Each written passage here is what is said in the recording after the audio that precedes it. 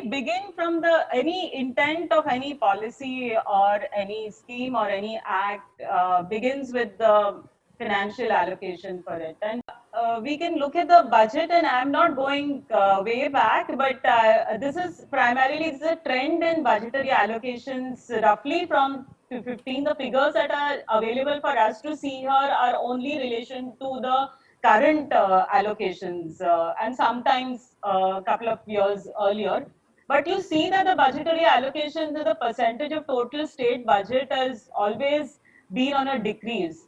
And while the amounts may be slightly more than what they have been spent in real terms or allocated in real terms from previous years, the allocation for education, the seriousness that the state attaches for education is not is quite evident in you see the budgetary allocation at percentage of the state GDP. It has dropped to 2.14 from the previous, sorry, dropped to 2.14 from the previous year of 2.34. And the general education budget expected is now to be for 43.21. So there is another very important issue that one must take into account. While there is less and less provision in the budget, the important thing that is happening consistently since last about 5 or 6 years is the underspending issue. And this is not only to do with education. The Jagnacha Hakkacha Andolan has been doing budgetary analysis of Maharashtra's budget over every budget. And so we find that there is gross underspending in all the social sectors. And one knows the implication of that. When there is underspending, there is also under budgeting, less budgeting.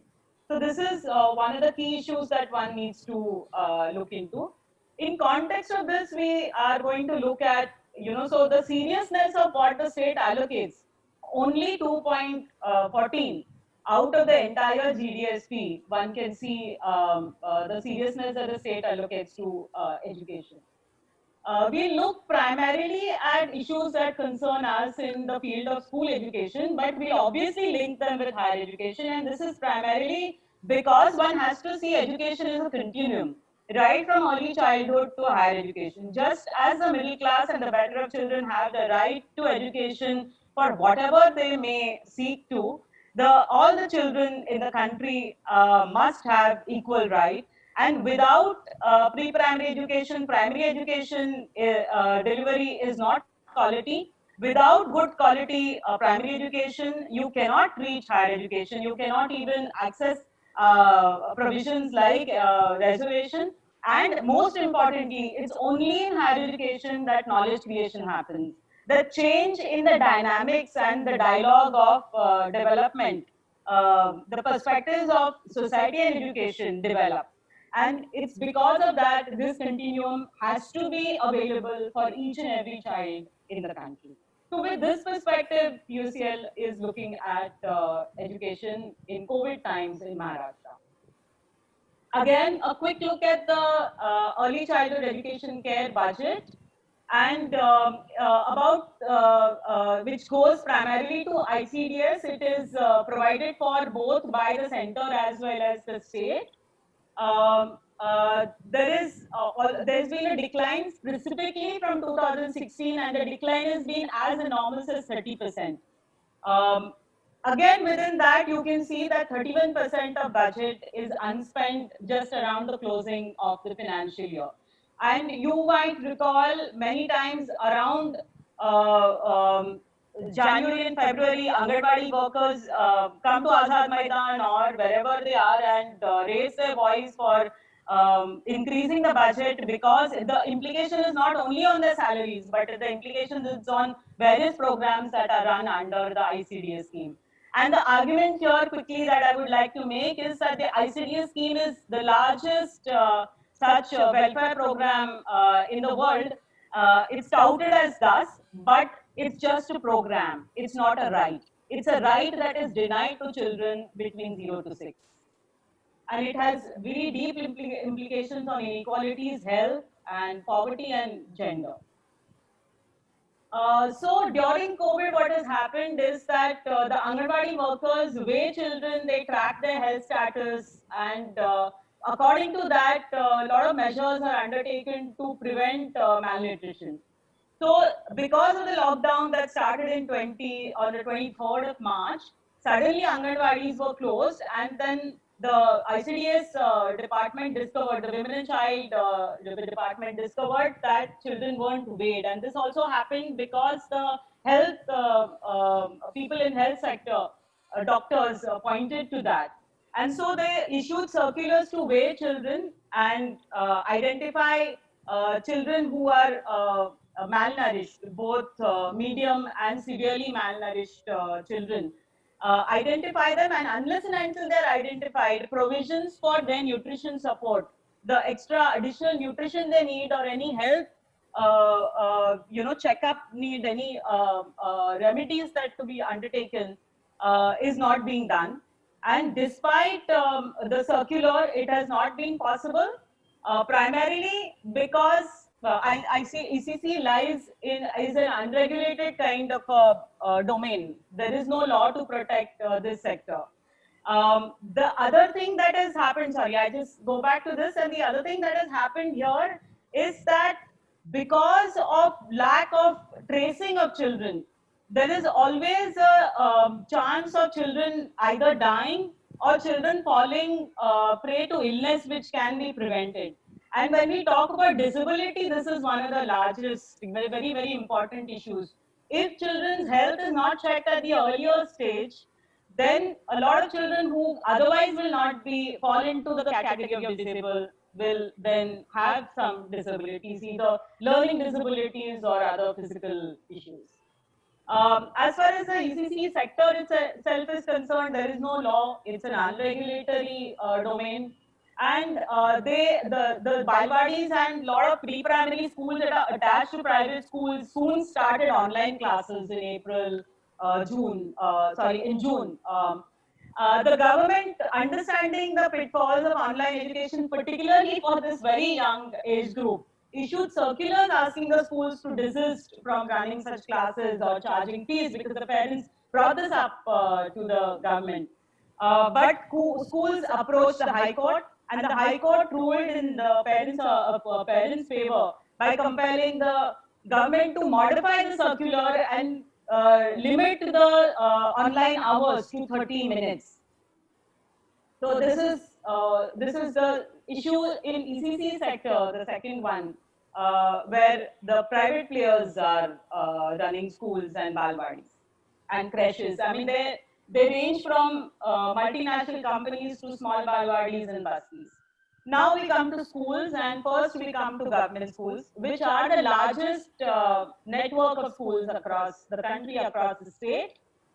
Here, let's see what happened after the lockdown started. About 30%, nearly 28.12% children between 1 to 8 left with their parents when the exodus began.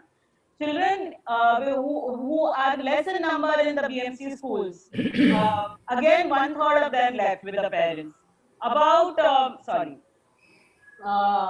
So it is expected that about 30% of them will not return back to school. The BMC also conducted a kind of a understanding survey to see the availability of online learning modes for children. And about 47% or 48% of parents had access to smartphones, out of which BMC claims that about 47% children were able to connect to studies. But it's not only an issue of instruction, it's also an issue of right to education. In Right to Education Act, however poorly it is defined as a right, provides for certain entitlements to children, and one of them important thing, which is fought again through the PUCL case of right to food, which is nutrition support, the midday meal that is given to support, and several other entitlements. So closure of schools means lack of these entitlements and lack of support to children, nutrition support. And a very brief kind of informal surveys that we have conducted with help of volunteers has revealed that the midday meal provision has been extremely haphazard. It has been given together in one go to some families, while some families have not been able to avail of these services at all. And we have also seen, because of the joblessness, the rations that were given under the midday meal schemes were probably the only ration during that week or for those few days for the family. It is shared with the family. We come to the private schools. We have a range of private schools in our state, and from the the unregulated low fee charging schools in the bus fees to the high end schools. The issue has been primarily in domain of the private schools that are high end or middle level schools, and the school started charging fees to children. Not only that, but they increased the fees that were charged in the previous years. So obviously, in every July, one sees parents agitating against fee rise. So this time also the parents approached the government. The government brought out a GR putting a cap on fee rise only for this year. The school managements went to court, and the court again intervened in favor of the parents, citing the state's own law. Now, this is something important for civil libertarians and human rights groups, is that when this law was being brought into as an act from 2011 to 2013, the Fee Regulation, Maharashtra Fee Regulation Act, which does not regulate fees, it allows schools to increase fees at the rate of 15% per annum, and it has very little parent leverage to seek redressal. So because of lack of pressure on government, lack of sufficient pressure on government, these laws are already in force, and the court went by the law and in fact chided the school department, the education department, for instituting arbitrary GRs. Then we come to the Adivasi children and other marginal groups. We specifically discuss the ashram shalas here, which are in the remotest areas where there is no electricity often. So there is no chance of children accessing education in any form that is electronically supported. Some people have been provided classes through radio. Some places have access to television. But largely because of any sufficient kind of a support for learning, while the education minister says that books have been distributed, and that is true, textbooks have been distributed to the largest number of children, but that is not sufficient because oftentimes the children's language is not the same as what is used in school. The contexts are very different, and they need teacher support for learning. And so activists have pointed out at this issue of lack of support to Adivasi children. Again, the issue of entitlements and diets is a very diet to the children, the malnutrition support to children is a thing. And because the children are just at home, and this was farm season, rural areas and Adivasi areas, children have been roped into labor or household jobs. There is an issue that is never discussed, and this is to do with one of the largest groups that is there in society, the single women. Maharashtra has about 20% women-headed household. And the problem with the women who are supporting their households from the poorer sectors are people who are vegetable vendors, who are domestic workers, construction workers. Again, with the lockdown, because of them not having their jobs and not having salaries paid by employers on regular basis, these children and this group is a vulnerable group. This is never normally discussed in policy planning. Then this is a much discussed issue about technology-based education. The first issue is that there is no information, there's no proper information about how much access is available to whom, whether access is universal, who's lacking access to ICT-based technology. Then there are, of course, issues of internet, the connectivity, electricity, and the money that the family may have to purchase data packs. The MHRD issued an advisory in early academic year in June to talk about these different kinds of online distance education modes.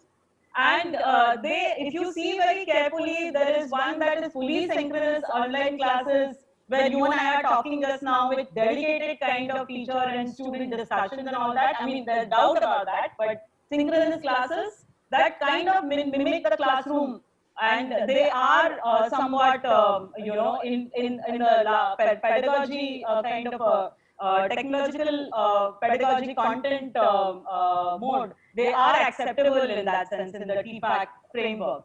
There is partially online that happens primarily in the middle level schools and somewhat in schools like BMC. It's a combination of synchronous and asynchronous, where some amount of lectures given by the teacher and the rest are through WhatsApps and things like that. Then there is television, which is completely passive, television and radio. So you can see that in terms of pedagogy quality, the interaction itself, it is a discriminatory kind of a thing, and the MHRD completely is, comfortable about issuing these guidelines, which are in a sense discriminatory to different groups, assuming that that discrimination will be there, and you take what you get, and washing their hands off the provision of education, which happens to be a fundamental right. Again, when some people went to court, the court actually came out with statements that questioned the intent of the petitioner and said that because everything is now moving online, this is an opportunity to get on that road. And if you are questioning these efforts, these modalities, then you are anti-national. There is another issue which has been in vogue since 1990 and particularly since the last 10-15 years, and this is public-private partnership, which is rechristened now in the new education policy of public-philanthropic partnership. So here we have NGOs promoting apps at a cost, running TV programs on Doordarshan Sahyadri Marathi channel, but actually advertising the app at a cost, and unless you download that app, you can't really get on to the expected learning level. Then the state has entered in a partnership with Jio at no cost to the state, but the content for 10th, 11th, 12th is uploaded on the Jio platforms, various Jio platforms. And the same data packs that were available for say 45 rupees or 65 rupees in February suddenly have now become 75 rupees. So you can see the the way the public-private partnership is understood by people, and how it is actually the private that gains one way or the other. Again, in terms of the same mode, is another, this is a big policy change that is brought in, and I thought that we must bring this in because it also concerns Maharashtra, including 5 other states. There is a program that is Outoo's based, which is a partnership with the World Bank, and a lot of private agencies are supposed to do the monitoring and delivery of certain educational material. Yeah. Seema, you'll have to. Yeah, I'm just adding up. Couple of minutes. Yeah. So we are there are curricular implications and pedagogical issues that are there in the report in detail, that education cannot happen online. There are issues of gender, child marriage, which has been traced and tracked, and cases filed only because there were activists, but otherwise it goes untraced. The mobility and freedoms of girl children have been compromised. Disability, there is huge amount of disability, with almost 3% of children in our state being disabled, and this is linked with unemployment and lack of right to dignity. Child labor, that is traced by child activists, and we can see there's dilution of labor laws. There is also a very deep linking change in the RT Act, which allowed failing children after class 6 from class 6. And so pushing them on the skilling mode through cheap mode of skilling, increasing cheap labor force. With this online teaching and lack of schools and strife in the family and tension, we have increasing children's suicide. 2 cases in Maharashtra so far have been reported, where parents were upset with children and the children ended up taking their lives. Then there are teachers that are exploited for all sorts of duties related to COVID. They're losing jobs because of the closure of schools and because of not being able to adapt to technology and the pressure of coping with the technology. Higher education, I will brush through very briefly, but this is an area where one can see that there is a huge amount of financial constraints, and students have been, studies from IIT Bombay have shown that the students, large number of students are finding it difficult to continue education, almost 30%. And large amount like 82% students are finding difficult to fund their education. Exam controversy in the Supreme Court, we have witnessed, so I won't go into the detail. All this is tied to employment, which is already extremely problematic thing. We had almost 7.5% of unemployment before the COVID struck. It's become something like 25%, 24% now during the data that is shown. Also, there are cultural agendas that go unnoticed, where the Central University in Wardha dropped Urdu under citing crunch, while they retained other final languages, foreign languages. And finally, epochal policy, a policy that is going to affect education for next 25, 50 years, is introduced without any democratic process being followed. So this is broadly what the